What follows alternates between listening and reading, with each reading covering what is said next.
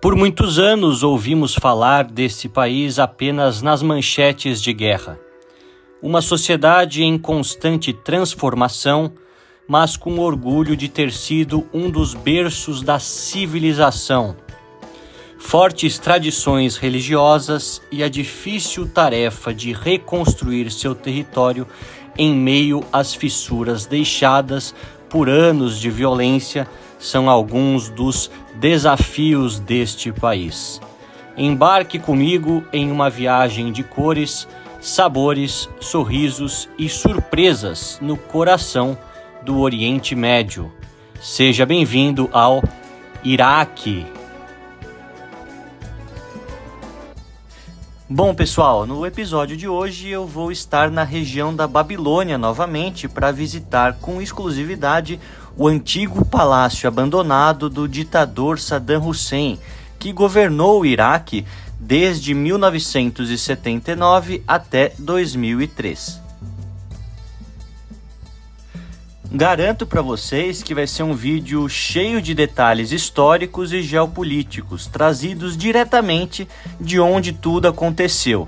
Por isso, se você gosta desse conteúdo, peço que se inscreva no canal e deixe também aqui todos os seus comentários.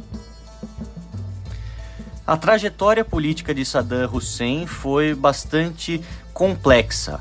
Ele inicialmente foi o vice-presidente do Iraque entre 1968 e 1979, sob o governo do presidente Ahmed Hassan al-Bakr. Como o segundo homem mais importante do Iraque durante uma época de prosperidade econômica trazida pelo petróleo, Saddam liderou grandes obras de infraestrutura, o que trouxeram muita popularidade para a sua figura. Vale mencionar que também muitas empresas brasileiras, empreiteiras, construtoras estavam trabalhando no Iraque durante essas décadas, tanto de 70 quanto de 80, o que faz com que muitos brasileiros tenham vivido no Iraque neste período. Inclusive, muitos de vocês vieram já se comunicar comigo escrevendo aqui sobre a sua experiência no Iraque. Se você tem algum conhecido que viveu no país naquela época, deixa aqui também seus comentários, vou ficar feliz em conhecê-los. Bom, continuando a trajetória política de Saddam, é importante lembrar que uma espécie de golpe foi orquestrado nos bastidores para forçar a resignação do presidente al-Bakr. Naquele momento, Saddam assumiu o controle político do Iraque de maneira definitiva, isso no ano de 1979. Já no começo do seu governo, ele promoveu a invasão do Irã em 1980, o que daria início a um conflito sangrento de 8 anos com o país vizinho. A guerra Irã-Iraque acabou em um impasse e sem vitórias territoriais ou políticas para nenhum dos lados. Caso você queira saber mais sobre esse conflito, assista os 2 primeiros vídeos da série do Iraque, que conto tudo em detalhes. Apesar de Saddam ter sido inicialmente um líder carismático, o seu governo foi marcado por forte perseguição política aos opositores, além do favorecimento aos sunitas em detrimento aos xiitas, que são a maioria do país, e também a forte corrupção em todas as esferas do Estado. Suas práticas mais violentas se intensificaram após o final da guerra Irã-Iraque, quando a comunidade internacional começou a questionar a sua maneira de governar. Bom, pessoal, agora eu estou aqui no palácio abandonado do Saddam Hussein. Esse palácio que foi construído quando ele era presidente. Ele assumiu em 1979 e ficou até 2003, quando foi capturado pelos americanos, e ficou preso até 2006, quando depois foi executado. Foi morto por enforcamento. Pelo menos eu, que era criança naquela época, lembro bem. Acredito que muitos de vocês também se lembrem das manchetes daqueles anos. O que é interessante falar é como que Saddam chegou ao poder. O Iraque teve por algum tempo uma monarquia de fachada apoiada pelos ocidentais, assim como foi o Shah do Irã no período semelhante. Mas no final dos anos 50, se não me engano, 1957, 58, um partido pan-árabe chamado Ba'ath Socialist Party tinha como objetivo acabar com a monarquia e instaurar uma república árabe sem influência ocidental. E é isso que eles conseguem fazer, e por um grande período vários líderes deste partido assumem como presidente do Iraque, ou primeiro-ministro do Iraque. O que a gente tem é que por volta dos anos 70, um aliado próximo de Saddam Hussein, al-Bakr, se torna o presidente e aponta Saddam como o vice-presidente. Saddam, dentro do partido, sempre foi considerado um valentão, uma pessoa que realizava o trabalho sujo, que tinha tudo já no seu esquema para poder torturar, conseguir as informações, poder matar sem nenhum escrúpulo necessário. Nesse sentido, a gente vê que ele, como vice-presidente, começa a aproveitar as commodities do petróleo da empresa estatal, agora recém-formada no país, né, que a empresa de petróleo antes era privatizada. Esse partido estatiza, e com isso ele, com todo o bônus trazido pelo dinheiro do petróleo, começa a construir grandes obras por todo o país, da escola. Foi um período de forte instabilidade durante os anos 70. E ele faz então um alto golpe no partido, faz com que o al-Bakr naquele momento se diga fora de suas capacidades mentais para continuar governando, perto mesmo da revolução, no data da revolução, então todo esse simbolismo concentrado também por aí, e depois ele assume como presidente em 1979, e aí em 1980 já invade o Irã, começando uma guerra e sempre tentando ser uma pessoa megalomaníaca, com esses palácios que, como vocês veem, se tornam grandes elefantes brancos numa época póstuma, né? A gente vê que é uma visão muito interessante que você tem aqui do palácio. Tem o palácio em si, que eu vou mostrar ele para vocês por dentro, e aqui atrás o rio Eufrates, um dos dois rios que faziam com que a Mesopotâmia ganhasse seu nome. O rio Tigre, de um lado, que estava em Bagdá, eu já mostrei para vocês, corta todo o país. Muitos deles nascem na Turquia, na região do Kurdistão turco, e vão cortando vários países no Oriente Médio até desaguar no Golfo Pérsico. E as civilizações que cresceram entre esses dois rios foram chamados os povos mesopotâmicos, os assírios, os sumérios, os acádios e os babilônios, que utilizaram também desse lindo rio, que traz tanto desenvolvimento e água, não só para beber, mas para sua agricultura. É realmente um lugar muito interessante, muito bonito, e que eu estou muito feliz de estar aqui em loco mostrando para vocês presencialmente. Durante todos esses anos, a vida de luxo do ditador e a construção de palácios grandiosos marcaram a política local. Chegar até aqui não é tão simples, portanto agradeço os likes e comentários de cada um de vocês nessa comunidade incrível de viajantes cheios de cultura e conhecimento.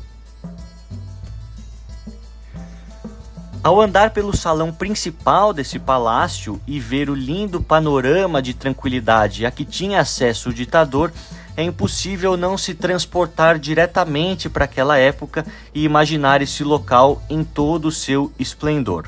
Ao mesmo tempo, eu pensava sobre o custo social que a construção desses palácios representou durante um período de grande empobrecimento do Iraque após a invasão do Kuwait em 1990. Aliás, aproveito esse momento para explicar brevemente como essa invasão se deu. Durante a guerra Irã-Iraque, muitos países ocidentais e outros aliados, como o Kuwait, concederam empréstimos bilionários a Saddam para financiar a guerra, tendo como objetivo principal combater o fundamentalismo dos ayatolás do Irã. Após o final da guerra, o impasse apenas consolidou o poder teocrático na República Islâmica do Irã, e alguns países aliados pediram o pagamento dos empréstimos durante os anos de guerra, o que incluía o Emirado do Kuwait. A dívida era aproximadamente de 14 bilhões de dólares, o que Saddam se recusou a pagar. Além de achar um absurdo a cobrança dessa dívida, segundo analistas e economistas da época, a alta na produção do petróleo por parte do Kuwait fez com que o preço dos barris caísse internacionalmente e trouxesse, por consequência, menos dinheiro ao Iraque. Saddam pediu para que o emir do Kuwait diminuísse a produção, algo que não foi acatado e foi interpretado como uma provocação pelo líder iraquiano, que, em agosto de 1990, invade o país vizinho. Um governo marionete é instalado e depois a província do Kuwait é anexada ao Iraque.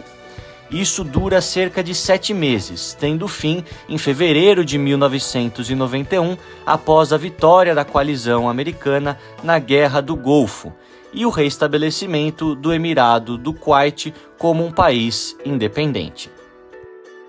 Nos anos seguintes, muitas sanções econômicas foram aplicadas ao Iraque em resposta à invasão ilegal do Kuwait, o que promoveu uma onda de pobreza generalizada no país durante os anos 1990, além, é claro, do isolamento político de Saddam em toda a comunidade internacional. Vocês podem ver que aqui na parte central a gente tem a bandeira antiga do Iraque da época do Saddam e vários monumentos que evocam a história do país, né? O Ishtar Gate aqui da Babilônia, temos também outras minaretas, outras mesquitas importantes neste monumento que foi erguido para um ditador, foi feito por ele, para ele, e que hoje, depois de uma época em que o país passou por grandes conturbações, nós vemos que virou lugar de pichação e de visita. E o eco fala mais alto do que o próprio esse próprio edifício que sobrou para ficar para as outras gerações. Bom, e esse monumento fica como um exemplo daquilo que sobrou da época do Saddam e mostra exatamente esses 30 anos praticamente de instabilidade, já que os anos 90, com muitas sanções por conta da guerra do Kuwait, fez o país empobrecer bastante e novos movimentos anti-governo serem formados, principalmente das facções xiitas dentro da sociedade. Depois, em 2003, temos a invasão dos americanos, com isso sendo um grande símbolo, um país que era comandado por um homem só, que era muito forte na sua liderança perante o país e que até em algumas gerações tem simpatizantes até hoje, mas que não conseguiu sobreviver a esse caos geopolítico causado por erros dele e por interesses externos. Então, uma combinação de fatores que faz com que ele caia e esse monumento seja um símbolo de tudo aquilo que se modificou no Iraque nos últimos anos, algo inacessível à população hoje, cheio de lixo, totalmente destruído em alguns cantos, de pichação, mostrando exatamente que para alguns Saddam Hussein não é uma boa memória.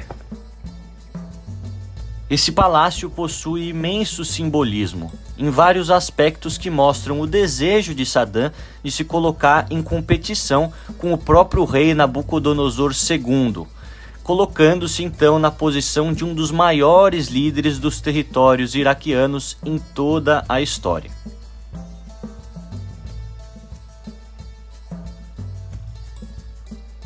E as pichações são bem emblemáticas, né?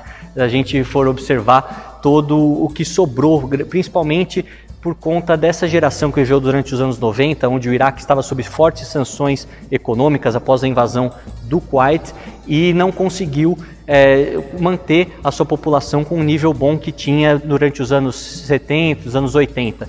E por isso, grande parte dessas pessoas que têm hoje perto de 30 anos, 35 anos, não lembra com boas memórias daquela época que era muita pobreza, muita miséria, e um edifício como esse não fazia sentido algum, considerando as milhões de pessoas que passavam necessidades dentro do Iraque. Esse intenso culto à sua personalidade é observado em todos os cantos, sendo uma tentativa de mostrar ao seu povo e também ao mundo que não teria fim o seu reinado sobre uma das nações mais importantes da antiguidade. Hoje, o lixo espalhado, as pichações, a piscina com água suja acumulada e os fortes odores ruins mostram que o esplendor realmente acabou e que esse capítulo recente da história iraquiana é uma lembrança ruim na memória de muitos, ou vista com indiferença por tantos outros.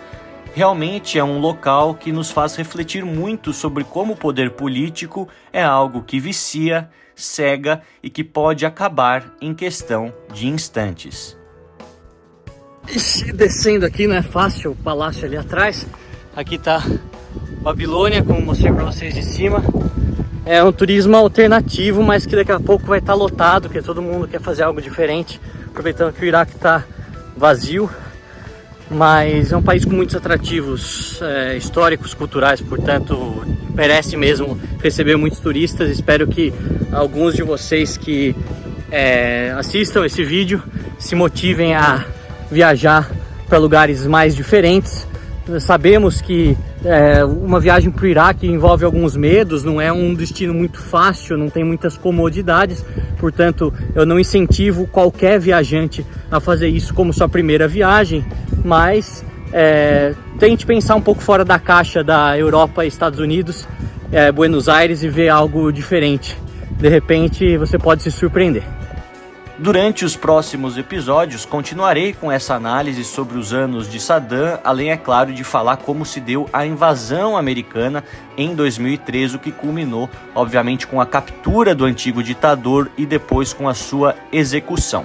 Mas antes disso, vou passar pelas cidades mais sagradas para os xiitas, mostrando muitos detalhes sobre as questões religiosas, além, é claro, de explorar mais o tema do fundamentalismo religioso, que deixou e ainda deixa marcas muito profundas em toda a sociedade do Iraque.